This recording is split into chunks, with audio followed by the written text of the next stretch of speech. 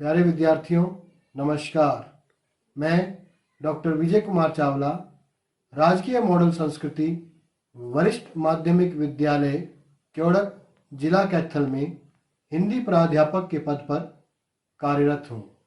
आज मैं आपके समक्ष कक्षा 9वीं के हिंदी के पाठ्यक्रम में निहित वर्ण प्रकरण विषय को लेकर उपस्थित हुआ हूँ। आज की इस प्रस्तुति को तैयार करवाने में तनु भारद्वाज जी का अहम रोल रहा है। उनके द्वारा समय समय पर दिए गए अमूल्य सुझावों व मार्गदर्शन के कारण ही आज मैं आपके समक्ष वर्ण प्रकरण की प्रस्तुति प्रस्तुत करने जा रहा हूं। आओ वर्ण प्रकरण की ओर आपको ले चलूं। विद्यार्थियों, आपके समक्ष प्रस्तुत है पहली स्लाइड। बूझो तो जाने। आपके समक्ष एक पहेली प्रस्तुत कर रहा हूं। आपने उसका उत्तर मुझे बताना है। भाषा की सबसे छोटी ध्वनि, भाषा की सबसे छोटी ध्वनि, पहचानो तुम मुझको भाई। आपने इसका उत्तर मुझे बताना है। पहेली के 4 विकल्प आपके समक्ष मैं दे रहा हूं। आप देख भी पा रहे हैं। आपने इस पहेली का इनमें से कौन सा विकल्प उत्तर के रूप में सही है उसका चयन कर मुझे बताना है। पहला विकल्प है वर्ण, दूसरा वाक्य, तीसरा पद और चौथा शब्द।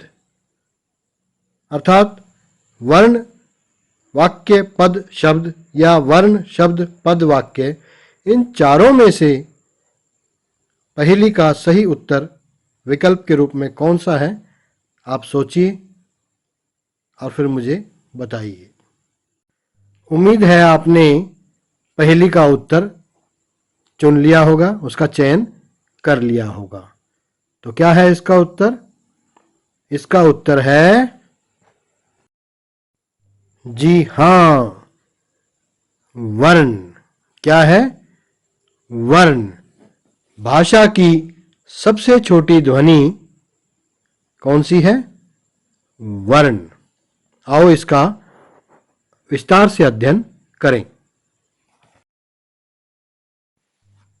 विद्यार्थियों, इस प्रस्तुति के अंत तक आप समझ पाएंगे वर्ण क्या है, वर्ण के कितने भेद हैं, स्वर के भेदों का उदाहरण सहित वर्णन, व्यंजन के भेदों का उदाहरण सहित वर्णन और अंत में हिंदी व्याकरण में वर्ण प्रकरण का महत्व अर्थात वर्ण विचार का महत्व, इसके बारे में भी आप विस्तार से ज्ञान कर पाएंगे। आओ वर्ण क्या है इसकी तरफ आपको ले चलता हूं। चित्र पहचानो और नाम बताओ। मैं आपके समक्ष 4 चित्र अर्थात दृश्य लेकर आ रहा हूं। आपने उनको पहचानना है और उनके नाम बताने हैं। आपने चित्रों को पहचानना है और उनका नाम बताना है। तो पहला चित्र आपके समक्ष है, इसे ध्यानपूर्वक देख लें क्योंकि बाद में मैं आपसे इनके नाम पूछूंगा। आपके समक्ष दूसरा दृश्य प्रस्तुत है। इस दृश्य अर्थात इस चित्र को ध्यानपूर्वक देखिए, पहचानिए और फिर बाद में इसका नाम बताइए। लीजिए, आपके समक्ष प्रस्तुत है तीसरा दृश्य अर्थात तीसरा चित्र। पहचानिए और फिर इसका नाम बताइए। चौथा तथा अंतिम दृश्य आपके समक्ष प्रस्तुत कर रहा हूं। इस दृश्य अर्थात चित्र को पहचानें और इसका नाम बताएं। विद्यार्थियों, मैंने आपको 4 चित्र दिखाए। पहले चित्र का जो नाम है वह है आम, दूसरे का कार, तीसरे का केला तथा चौथे चित्र का नाम है चिड़िया। तो ध्यान से सुनिए। अब बोलते समय हमारे मुख से कुछ ध्वनियां निकलती हैं जिन्हें लिखने के निश्चित चिन्ह होते हैं। जैसे हमने 4 दृश्य देखे, पहचाने और जब उनके नाम मैंने आपको बताए तो आम, कार, केला, चिड़िया ध्वनियां मेरे मुख से निकली। अब आप ध्यानपूर्वक सुनिए व स्लाइड को देखिए। आम में कौन कौन सी ध्वनियां हैं जिसके लिए निश्चित चिन्ह इसमें विद्यमान हैं। यदि हम इनका वर्ण विच्छेद करें अर्थात इन चिन्हों को अलग अलग करें तो हम पाते हैं आम में आ, म, जमा अ ये ध्वनियां निर्धारित हैं, विद्यमान हैं। इसी प्रकार कार में आप देखिए, कार में क जमा आ जमा र जमा अ ध्वनि चिन्ह अर्थात निश्चित चिन्ह इसमें विद्यमान हैं। इसी प्रकार विद्यार्थियों, केला तथा चिड़िया में भी आप देख सकते हैं कि जो ध्वनियां निकलती हैं हमारे मुख से, उन्हें लिखने के लिए जो निश्चित चिन्ह हैं उनका यहाँ वर्गीकरण आपके समक्ष प्रस्तुत किया गया है। अब मैं आपको अगली स्लाइड पर ले चलता हूँ, ध्यानपूर्वक देखिए। पिछली स्लाइड पर मैंने आपको आम, कार, केला तथा चिड़िया में जो निश्चित चिन्ह विद्यमान हैं उसके बारे में बताया। अब इस स्लाइड को ध्यानपूर्वक देखिए तथा सुनिए। आम, कार, केला तथा चिड़िया बोलते हुए यही ध्वनियां निकलती हैं। इन्हीं ध्वनियों को हिंदी व्याकरण में वर्ण के नाम से जाना जाता है या इन्हें वर्ण के नाम से पुकारा जाता है। आओ वर्ण विचार के बारे में आपको आगे समझाता हूं। आओ यह जानें कि वर्ण विचार क्या है। वर्ण भाषिक ध्वनियों के लिखित रूप होते हैं। वर्ण भाषिक ध्वनियों के लिखित रूप होते हैं या अन्य शब्दों में हम कह सकते हैं मौखिक ध्वनियों को व्यक्त करने वाले चिन्हों को वर्ण कहते हैं। आओ विद्यार्थियों, वर्ण क्या है, इसकी परिभाषा क्या है, इसको भी जान लें। हिंदी भाषा में प्रयुक्त सबसे छोटी ध्वनि वर्ण कहलाती है। दोबारा से सुनिए, ध्यान से सुनिए। हिंदी भाषा में प्रयुक्त सबसे छोटी ध्वनि वर्ण कहलाती है। जैसे अ, आ, ई, उ, क, ख आदि। आओ अब जानें कि वर्णमाला क्या है, वर्णमाला किसे कहते हैं। वर्णों के क्रमबद्ध समूह को ही वर्णमाला कहते हैं। वर्णों के क्रमबद्ध समूह को ही वर्णमाला कहते हैं। विद्यार्थियों, हिंदी वर्णमाला में 11 स्वर हैं, जो आपके समक्ष आप देख भी पा रहे हो। 33 व्यंजन हैं, जिसमें कवर्ग से लेकर पवर्ग तक 25 स्पर्श व्यंजन के नाम से जाने जाते हैं। य, र, ल, व 4 जो हैं अंतस्थ व्यंजन हैं और 4 ऊष्म व्यंजन हैं, जिसमें श, श, स, ह ये 33 व्यंजन हुए। 25 स्पर्श व्यंजन, 4 अंतस्थ व्यंजन और 4 ऊष्म व्यंजन, तो 11 स्वर हैं, 33 व्यंजन हैं और 2 अयोगवा हैं, अंग और अह।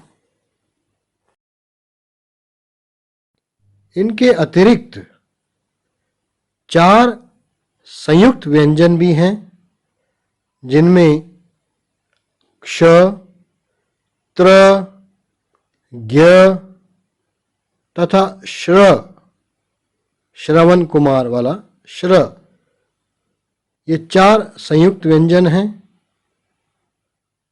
इनके अतिरिक्त भी हिंदी साहित्य में अर्थात भाषा में संयुक्त व्यंजन प्रयोग में लाए जा रहे हैं, जिसका विस्तार से आगे अध्ययन हम करेंगे। 2 ऐसे व्यंजन हैं जिन्हें उत्क्षिप्त व्यंजन के नाम से जाना जाता है। आप स्लाइड पर देख भी रहे हैं। ड़, ढ़, ये 2 ऐसे व्यंजन हैं जिन्हें उत्क्षिप्त व्यंजन के नाम से जाना जाता है। आगे हम वर्ण विचार का अर्थात वर्ण प्रकरण का विस्तृत अध्ययन करेंगे। ध्यानपूर्वक सुनिए। आपने वर्ण क्या है, उसकी परिभाषा क्या है, इसका अध्ययन कर लिया। वर्णमाला क्या है, वर्णमाला में क्या क्या आता है, स्वर, व्यंजन, अयोगवा, संयुक्त व्यंजन तथा उत्क्षिप्त व्यंजन, इसके बारे में आपको मैंने ज्ञान प्रदान कर दिया है। आओ अब हम ये जानें कि वर्ण के कितने भेद हैं। इस चित्र को ध्यान से देखिए। वर्ण के 2 भेद हैं, अर्थात वर्ण के मुख्यतः 2 भेद पाए जाते हैं। पहला भेद है स्वर तथा दूसरा भेद है व्यंजन। आओ स्वर क्या है इसके बारे में अब जानें। स्लाइड को ध्यानपूर्वक देखिए। स्वर किसे कहते हैं, इसके कितने प्रकार हैं, आओ इसके बारे में आपको मैं बताता हूं। जिन ध्वनियों या वर्णों के उच्चारण में अन्य वर्ण की सहायता न लेनी पड़े, उन्हें स्वर कहते हैं। उदाहरण अ, आ, इ, ई, उ आदि। हिंदी वर्णमाला में स्वरों की संख्या 11 है, जो मैंने आपको पिछली स्लाइड में भी बताई है। स्वरों की संख्या 11 है। स्वर के कितने भेद हैं, आओ इसका अध्ययन कर लें। स्वर के 2 भेद हैं हिंदी भाषा में, ह्रस्व स्वर तथा दूसरा है दीर्घ स्वर। अब मैं आपको इन दोनों भेदों के बारे में उदाहरण सहित अगली स्लाइड में ज्ञान प्रदान करने जा रहा हूं। ध्यान से सुनिए। पहला भेद ह्रस्व स्वर। जिन स्वरों के उच्चारण में कम से कम समय लगे उन्हें ह्रस्व स्वर कहते हैं, या जिन स्वरों के उच्चारण में एक मात्रा का समय लगे उन्हें ह्रस्व स्वर कहते हैं। उदाहरण अ, ई, उ तथा री। हिंदी में कुल 4 ह्रस्व स्वर हैं। विद्यार्थियों, इन्हें हिंदी भाषा में मूल स्वर के नाम से भी जाना जाता है, या इन्हें मूल स्वर भी कहते हैं।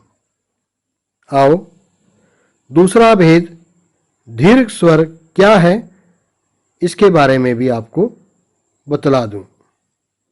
ध्यान से सुनिए। जिन स्वरों के उच्चारण में ह्रस्व स्वर से दुगुना समय लगे, अर्थात 2 गुना समय लगे, उन्हें दीर्घ स्वर कहते हैं। उन्हें दीर्घ स्वर कहते हैं। उदाहरण आ, ई, उ, ए, ओ, औ। हिंदी में कुल 7 दीर्घ स्वर हैं, जिनका उच्चारण दुगुना समय लेते हुए होता है, तभी इन्हें दीर्घ स्वर कहा जाता है। विद्यार्थियों, इस स्लाइड को ध्यानपूर्वक देखिए। आपके समक्ष ह्रस्व स्वर तथा दीर्घ स्वर, जिनकी क्रमशः संख्या 4 तथा 7, कुल स्वरों की संख्या 11 है, उनके उदाहरण आपके समक्ष प्रस्तुत किए गए हैं। ह्रस्व स्वर 4 तथा दीर्घ स्वर 7 हैं। ह्रस्व स्वर में अ, ई, उ तथा री आते हैं। दीर्घ स्वर में आ, ई, उ, ए, ओ, औ, ये 7 स्वर आते हैं। आओ आगे वर्ण प्रकरण की ओर बढ़ें। अयोग वाह। अयोग वाह किसे कहते हैं? ध्यान से सुनिए। हिंदी वर्णमाला में अंग तथा अह को अयोग वाह की संज्ञा दी जाती है। इन्हें स्वरों के साथ तो रखा गया है, किंतु स्वतंत्र गति न होने के कारण इन्हें स्वर नहीं माना जाता है। स्वरों के साथ प्रयुक्त होने के कारण ये व्यंजनों की श्रेणी में भी नहीं आते हैं। स्वरों तथा व्यंजनों में से किसी के साथ योग न होने के बावजूद ये ध्वनि वहन करते हैं, इसलिए इन्हें अयोगवाह कहा जाता है। अनुस्वार और विसर्ग चिन्ह आप देख रहे हैं।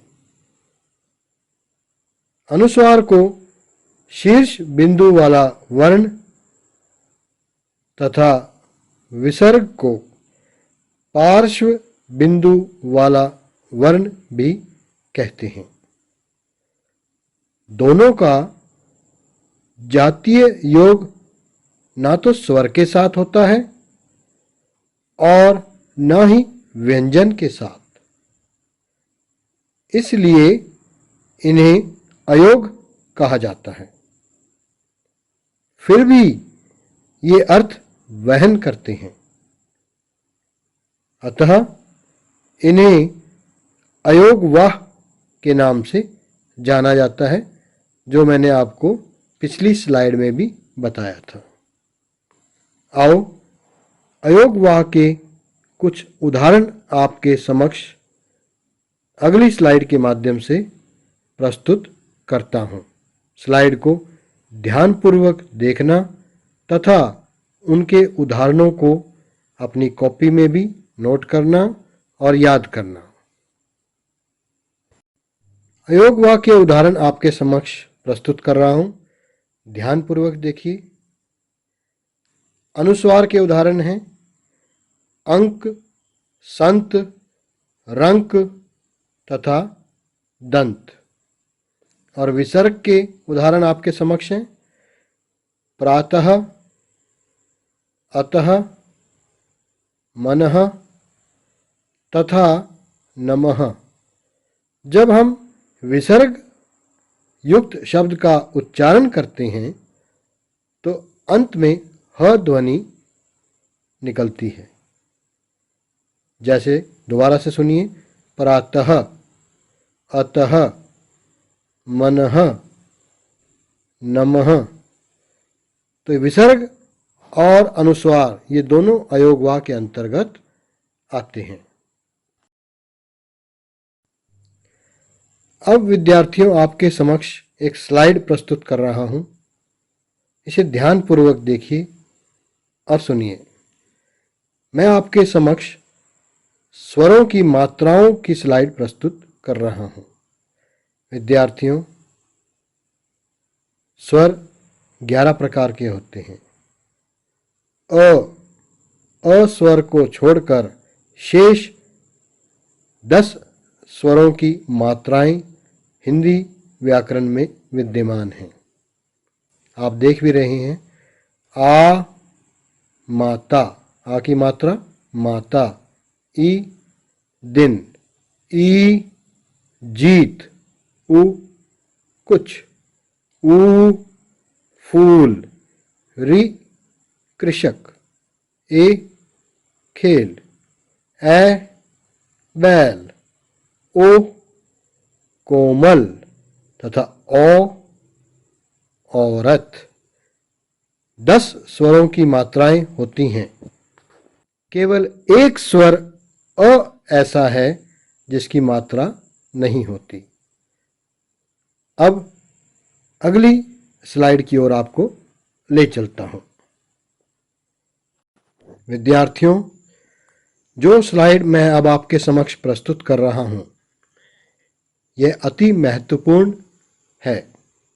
ध्यानपूर्वक सुनिए और समझिए। अनुस्वार तथा अनुनासिक में क्या अंतर है? यह प्रश्न परीक्षा में अवश्य आता है, इसलिए इसे ध्यान से समझिए। अनुस्वार, जब वर्ण का उच्चारण केवल नासिका अर्थात नाक से हो तब वह अनुस्वार कहलाता है। हिंदी में अंग तथा प्रत्येक वर्ग, कवर्ग, चवर्ग, टवर्ग, तवर्ग तथा पवर्ग का पंचम वर्ण अंग, अय, अण, न तथा म अनुस्वार हैं। उदाहरण चंचल, अंक, रंक, पंख, गंगा आदि। आओ अब अनुनासिक क्या है इसे समझ लेते हैं। जब वर्ण का उच्चारण नासिका तथा मुख दोनों से समान रूप से हो तब वह अनुनासिक कहलाता है। दोनों में अंतर क्या है, पुनः समझा रहा हूं, समझ लीजिए। अनुस्वार केवल नाक से उच्चारित होता है और अनुनासिक नासिका तथा मुख दोनों से समान रूप से उच्चारित होता है। उदाहरण अनुनासिक के पांच, कांच, आंख आदि। स्लाइड पर आपको 4 दृश्य भी मैंने दिखाए हैं। इन दृश्यों को ध्यान से देखिए। पहला दृश्य हंस का है, दूसरा दृश्य पंखा। इन दोनों में अनुस्वार विद्यमान है। ये अनुस्वार के उदाहरण हैं। तीसरा दृश्य देखिए चांद, तथा चौथा तथा अंतिम दृश्य हंसना।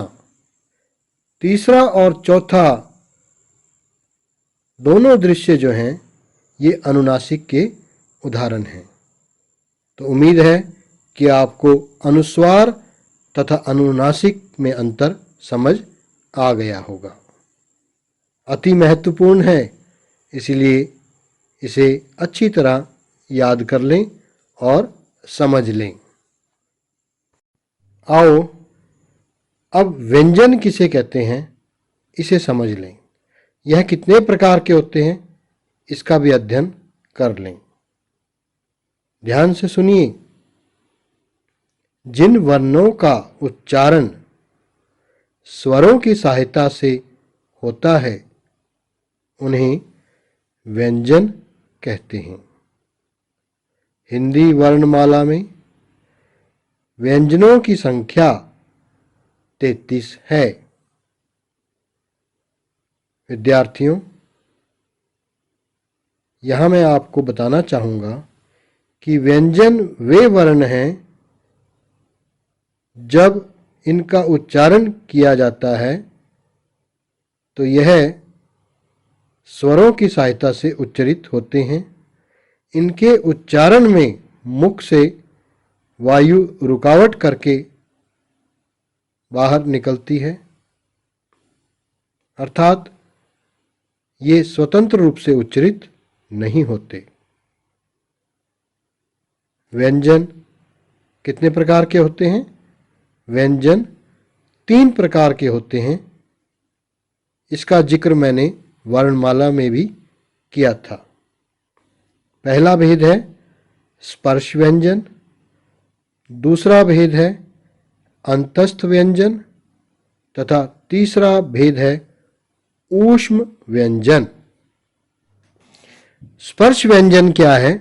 आओ इसकी परिभाषा आपको समझाता हूं। जिन व्यंजन वर्णों के उच्चारण में श्वास वायु मुख के अलग अलग भागों को स्पर्श करती है उन्हें स्पर्श व्यंजन कहते हैं। इससे पूर्व भी मैंने ऊपर आपको बताया कि व्यंजन के उच्चारण में मुख से रुकावट उत्पन्न करके ही वर्ण बाहर निकलते हैं। तो स्पर्श व्यंजन में क्या होता है? श्वास वायु मुख के अलग अलग भागों को स्पर्श करती है। हिंदी वर्णमाला में स्पर्श व्यंजनों की संख्या 25 है। स्लाइड को ध्यानपूर्वक देखिए। मैंने वर्णमाला में भी आपको बताया था कि कवर्ग, इसके 5 वर्ण क, ख, ग, घ, अंग। चवर्ग च, छ, ज, झ, य। टवर्ग ट, ठ, ड, ढ, अण। तवर्ग त, थ, द, ध, न। और अंतिम पवर्ग प, फ, ब, भ, म। ये 25 जो व्यंजन हैं ये स्पर्श व्यंजन हैं। दूसरा भेद है अंतस्थ व्यंजन। अंतस्थ शब्द का अर्थ है मध्य या बीच में स्थित। हिंदी वर्णमाला के कुछ व्यंजन स्वर तथा व्यंजन के मध्य आते हैं। इन्हें अंतस्थ व्यंजन कहते हैं। इनकी संख्या 4 है।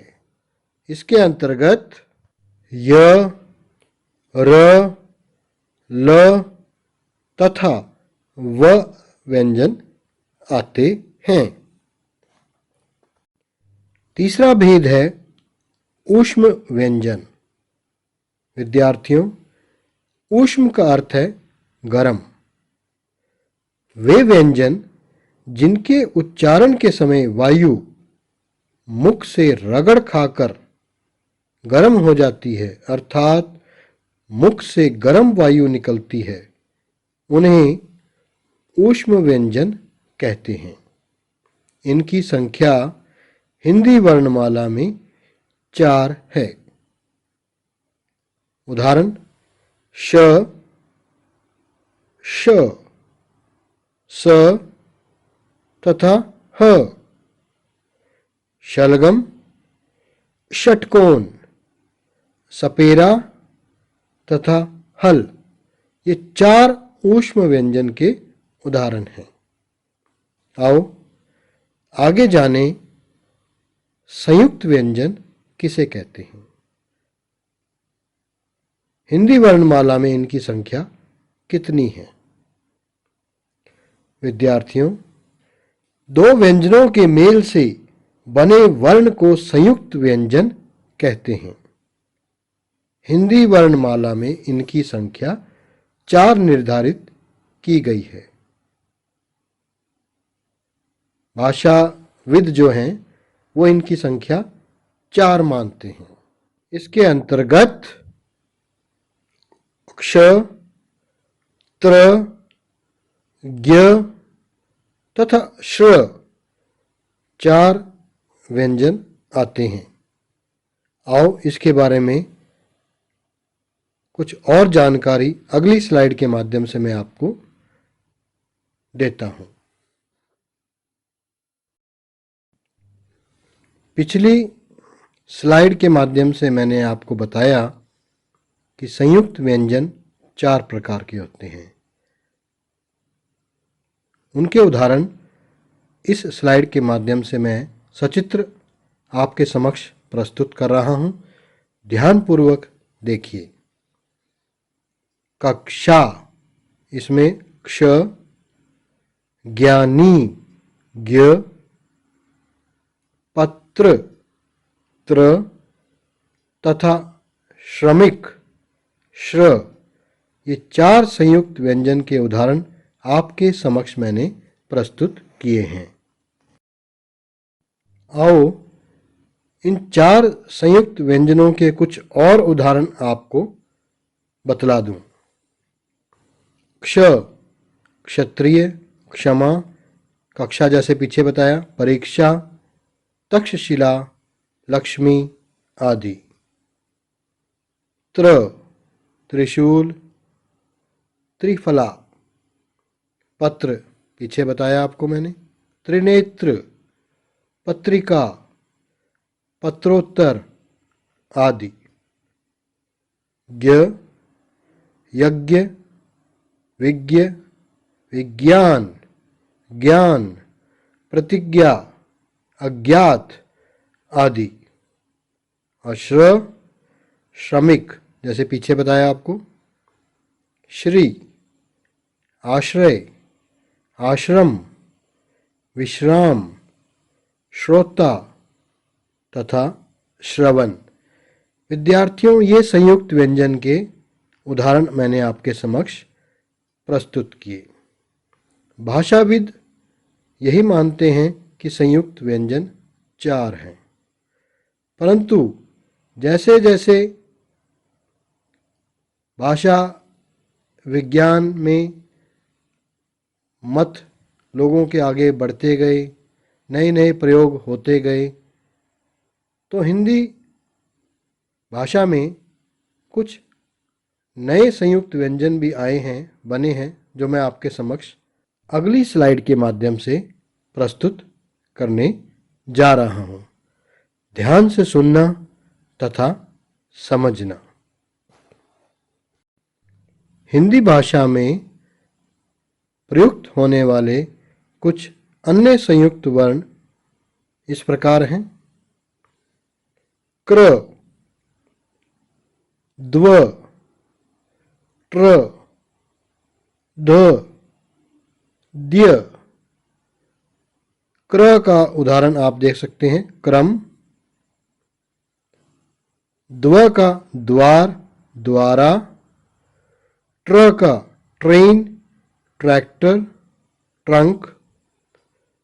ध का युद्ध, करमबद्ध, बुद्ध। द्य का वैद्य, विद्या, विद्यालय, विद्यार्थी, विद्यार्थियों। ये कुछ अन्य संयुक्त वर्ण हैं जिनका हिंदी भाषा में प्रचुर मात्रा में प्रयोग हो रहा है। यहाँ मैंने इसका जिक्र इसलिए किया कि 4 संयुक्त वर्ण जो पहले भाषा विद्वानों ने माने हैं, उनके अतिरिक्त समय के अनुसार जो नए नए प्रयोग होते गए, उनको ध्यान में रखते हुए आज मैंने आपको कुछ नए संयुक्त वर्णों के बारे में जानकारी प्रदान की है। अब मैं आपके समक्ष एक स्लाइड प्रस्तुत कर रहा हूं, जिसमें विशेष व्यंजन अर्थात द्विगुण व्यंजन के बारे में आपको मैं जानकारी प्रदान करने जा रहा हूं। ध्यान से सुनिए। ड़ और ढ़ को विशेष व्यंजन कहते हैं। इन्हें द्विगुण व्यंजन भी कहा जाता है। ये हमेशा शब्द के मध्य या अंत में आते हैं। इनका प्रयोग व्यंजन की तरह ही होता है। इन्हें उत्क्षिप्त व्यंजन भी कहा जाता है, जो मैं पहले आपको बता चुका हूं। जैसे सड़क, पकड़, घोड़ा, सीढ़ी, पढ़ना आदि। जो आपको नीचे चित्र दिखाए गए हैं, उसमें सड़क तथा सीढ़ी का दृश्य आपके समक्ष प्रस्तुत किया गया है, जो विशेष व्यंजन, द्विगुण व्यंजन या उत्क्षिप्त व्यंजन का उदाहरण है। अब मैं आपको प्राण श्वास की मात्रा के अनुसार या आधार पर व्यंजन के कितने भेद हैं, इसके बारे में ज्ञान प्रदान करने जा रहा हूं। प्राण श्वास की मात्रा के आधार पर व्यंजनों के 2 भेद पाए जाते हैं। पहला अल्प प्राण और दूसरा महाप्राण। ध्यान से सुनिए, बहुत महत्वपूर्ण है ये पक्ष। अल्प प्राण व्यंजन, जिन व्यंजनों के उच्चारण में श्वास वायु कम मात्रा में बाहर निकलती है, उन्हें अल्प प्राण व्यंजन कहते हैं। हर वर्ग का पहला, तीसरा तथा 5वां वर्ण और अंतस्थ व्यंजन अल्प प्राण व्यंजन के अंतर्गत आते हैं। उदाहरण, कवर्ग में क, ग, अंग पहला, तीसरा, 5वां। इसी प्रकार चवर्ग का, टवर्ग का, तवर्ग का तथा पवर्ग का पहला, तीसरा तथा 5वां वर्ण अल्प प्राण व्यंजन है। और अंतस्थ व्यंजन, जिसमें 4 व्यंजन आते हैं, य, र, ल तथा व। तो ये 5 वर्गों के पहला, तीसरा और पांचवा तथा अंतस्थ 4 व्यंजन अल्प प्राण व्यंजन के उदाहरण हैं। महाप्राण व्यंजन, जिन व्यंजनों के उच्चारण में श्वास वायु अल्प प्राण की तुलना में कुछ अधिक निकलती है, उन्हें महाप्राण व्यंजन कहते हैं। प्रत्येक वर्ग का दूसरा तथा चौथा वर्ण तथा ऊष्म व्यंजन महाप्राण व्यंजन कहलाते हैं। उदाहरण, कवर्ग में दूसरा और चौथा ख, घ, इसी प्रकार चवर्ग का छ, झ, टवर्ग का ठ, ड़, तवर्ग का थ, ध तथा पवर्ग का फ, भ और ऊष्म व्यंजन जो 4 हैं श, क्ष, स तथा ह महाप्राण व्यंजन की श्रेणी में आते हैं। द्वित्व व्यंजन, आओ यह भी जान लें कि द्वित्व व्यंजन कौन से हैं। एक जैसे व्यंजनों अर्थात वर्णों के मेल को द्वित्व व्यंजन कहते हैं, जैसे कच्चा, पक्का, बच्चा, गन्ना आदि। नीचे आप दृश्य भी देख सकते हैं बच्चा और गन्ना का।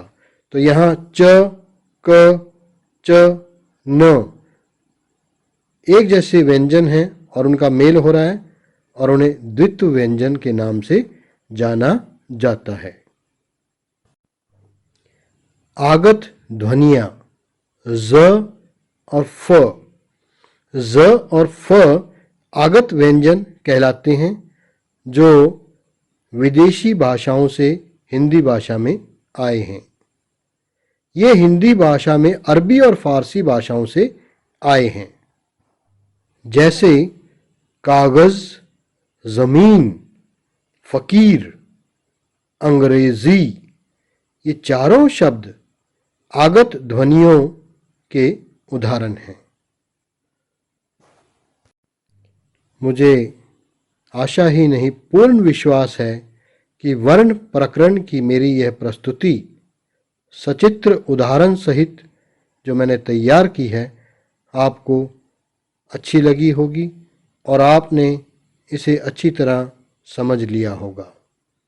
तो मेरा मानना है कि इस प्रस्तुति को देखने के बाद आपने समझ लिया होगा वर्ण क्या है, वर्ण के कितने भेद हैं, स्वर के भेदों का उदाहरण सहित वर्णन, व्यंजन के भेदों का उदाहरण सहित वर्णन तथा अंततः हिंदी व्याकरण में वर्ण प्रकरण का महत्व क्या है। आओ अब मैं आपको पुनरावृत्ति की ओर ले चलता हूँ ताकि आपका आकलन किया जा सके कि अब तक आपने क्या सीखा है। निम्नलिखित वाक्यों को पूरा करें। डैश उत्क्षिप्त व्यंजन है। मैंने आपके समक्ष 2 जोड़े रखे हुए हैं, अड़, अढ़, श, श। तो इसमें कौन सा आएगा? अड़, अढ़। अंग तथा अह अर्थात विसर्ग डैश वर्ण हैं, स्वर हैं या अयोग वाह। तो कौन से हैं विद्यार्थियों? अयोग वाह। तीसरा है दीर्घ स्वरों की संख्या डैश है, 4, 7 या 11। तो कितनी है? 7। ज और फ डैश भाषा से हिंदी भाषा में आए हैं, मराठी, अरबी, फारसी। तो कौन सी भाषा से आए हैं? अरबी, फारसी। अब आपके समक्ष जो स्लाइड है उसमें आपने मिलान करना है। स्पर्श व्यंजन, संयुक्त व्यंजन, ऊष्म व्यंजन तथा अंतस्थ व्यंजन। इसके सामने जो कॉलम है उसमें इनके उदाहरण दिए गए हैं। तो स्पर्श व्यंजन कौन से होते हैं? कवर्ग से मवर्ग तक। संयुक्त व्यंजन कौन से हैं? क्ष, त्र, ज्ञ तथा श्र। ऊष्म व्यंजन कौन से हैं? श, श, स तथा ह। और अंतस्थ य, र, ल, व। अब आपके समक्ष अंतिम स्लाइड प्रस्तुत कर रहा हूं। ध्यान से सुनिए और इनको पूरा कीजिए। भाषा की लघुत्तम इकाई डैश है। शब्द या वर्ण? कौन सी है? वर्ण। हिंदी में स्वर के डैश भेद हैं? 3, 4, 2। कितने हैं? 2। आ, ई, उ, ओ डैश स्वर हैं। ह्रस्व या दीर्घ? कौन से हैं? दीर्घ। और अंतिम विसर्ग का उच्चारण डैश ध्वनि के समान होता है। मैंने आपको बताया भी था। य, न या ह कौन सी ध्वनि के समान होता है? ह ध्वनि के समान होता है। अंत में मैं आप सभी का धन्यवाद करता हूं।